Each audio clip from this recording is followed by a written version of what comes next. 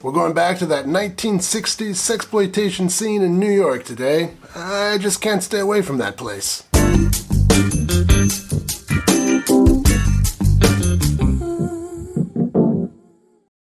Welcome to Exploitation Reviews, and me, Rob, and today I'm taking a look at Rent-A-Girl from 1965. Quite a few familiar faces in this one, so let's check it out. We open with a woman screaming and some light whipping, wasting no time getting to the rough stuff. Nice. And the music is pretty cool. Treat me like a fool, treat me mean and cruel. Elvis, you kinky boy. Okay, fine, it actually sounds like this.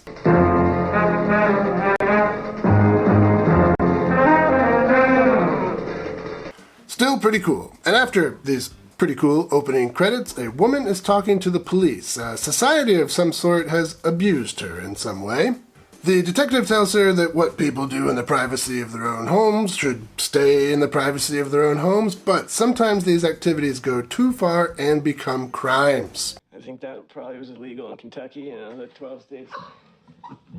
This girl is a wild animal. I guess depending on where you live.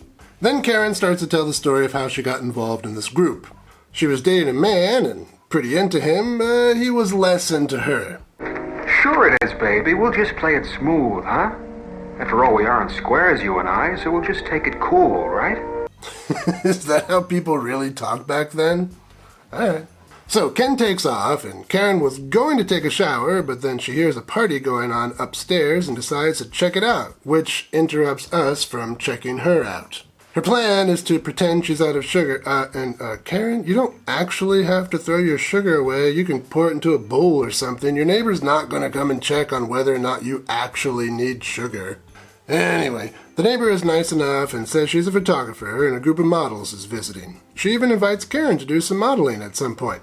The neighbor and her brother talk about their business, and it's not just modeling. They also have a kind of maid service. These are special maids for special activities. The first maid isn't very good at her job. But of course, being bad is her job. How else could the client justify the beatings? Back over at Karen's place, she gets a letter from the upstairs neighbor asking her if she's interested in doing some modeling work. She is, and she does, and she likes it well enough. And then we see one of these other special maids, and this one is going to a painter's studio so he and his partner can use her body as a canvas.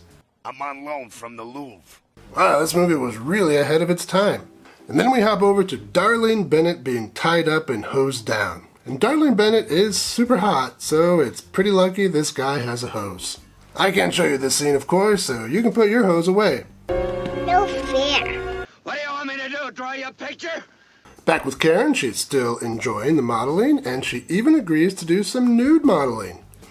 Best Karen ever, way better than the ones we have today. And then the brother and sister duo ask Karen to come to this party that they've organized, and Karen's not comfortable with that, at all, and she actually quits the agency. She says that her boyfriend wouldn't be down with these cheesecake photos.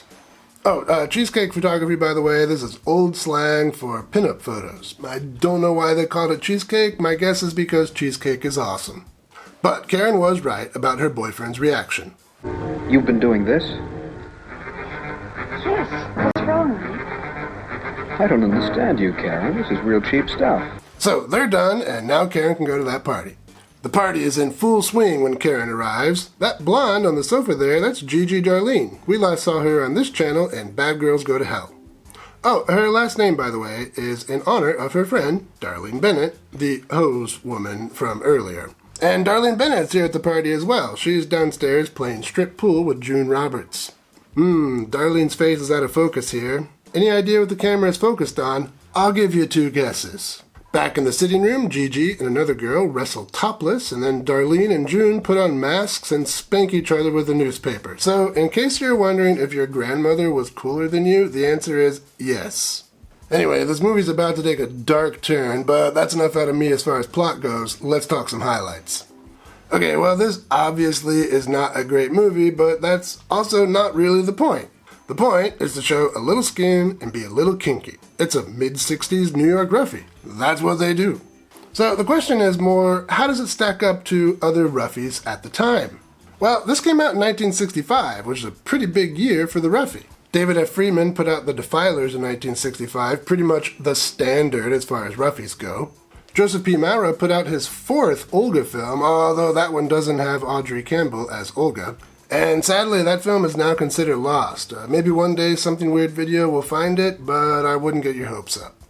Also in 1965, Joe Sarno put out Flesh and Lace. Michael Finlay was starting to get into the scene, and he put out The Sin Syndicate.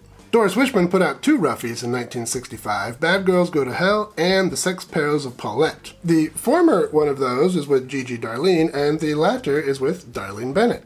There was some other stuff going on in 1965, but these are just the highlights, and that's a lot of highlights. So where does Rent-A-Girl fit in this scene? Well, it's a bit light on the rough stuff compared to The Defilers, and I assume the Olga film, although I haven't seen it for obvious reasons. The production values here are worse than Sarno's Flesh and Lace, but the acting's better.